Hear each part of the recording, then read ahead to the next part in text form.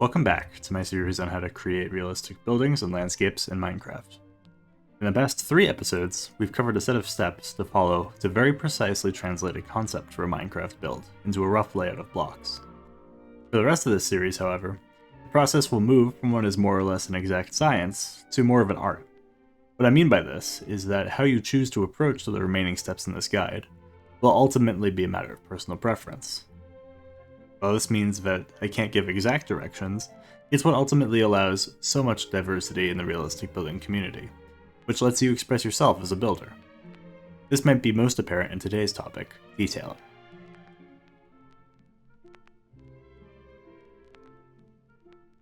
The process of detailing a build entails bringing some of the characteristics of a particular building to life. Often these details are quite small, or take the form of non-blocky shapes, like smooth angles or curves, and that requires builders to take full advantage of Minecraft's growing library of detailing blocks. Here, I've laid out a variety of detailing shapes grouped by color. One of the best ways to grow as a builder is to familiarize yourself with these blocks by trying to use them in creative ways. Many of these detailing blocks have something called block states. These allow blocks to take on different appearances at different times, such as opening or closing a door or growing crops. Without Feywi and Builder's utilities, some of these special block states are quite fragile and will break when updated, which is why having the right building plugins is so important. Moreover, being able to use the full range of block states of a block is a vital skill for a builder, so I'll show you now several ways on how to do this. First, you can use World Edit to specify the exact state you want a block to be in. If I make this single block my selection by left and then right clicking it, I can set it to be a diorite wall. Without adding any specifics, Feywi sets it to its default block state, which looks like this. However, maybe I want the wall to look more like a vertical slab. In that case, I can specify that I want the north and south side to be low, and the big middle pillar should not appear. But that all seems like a lot of typing, especially if we want to use lots of special block states in our build. Another way to change a block's block state is with the debug stick. After giving yourself a debug stick with this command, you can now left-click blocks to cycle through their types of block states, and then right-click to change the state. You might have to crouch to do this. This can be a lot faster than using a set command, but it's still a lot of clicking. So let me show you another trick. I'm going to give myself another tool to use as a special World Edit wand. While holding the tool, I'll run //repl0, which turns the tool into a replace wand. With this wand, left-clicking a block stores it into the wand's memory, down to the exact debug state it was in. Then, you can right-click another block to replace it with what was in the memory.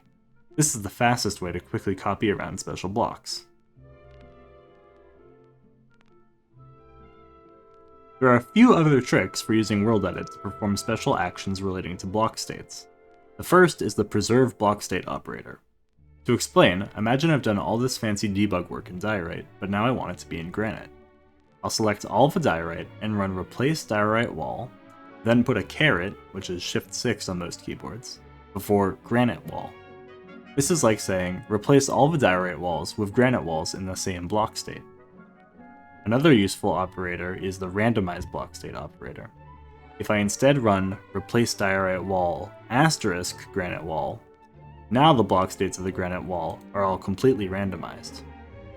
Maybe I don't want any of these walls to be waterlogged. Well, in that case, I can also specify that the waterlogged state be false in addition to the asterisk to get the effect I want.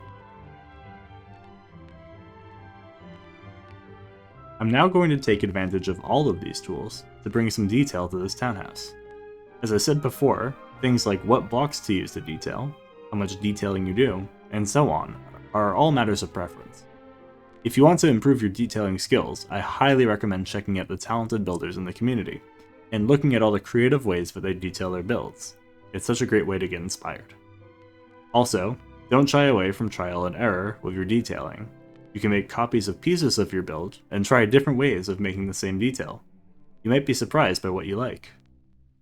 Anyway, with that, I finished adding details all around this townhouse. The structure is really coming into its own, but it looks a little bit too perfect for now, if anything. In the next episode, we'll cover how to rough things up by adding texture to our build. Thank you so much for watching. If you found this series helpful or interesting so far, I'd really appreciate you showing support by liking, subscribing, or sharing with a friend. I hope to catch you in the next installment.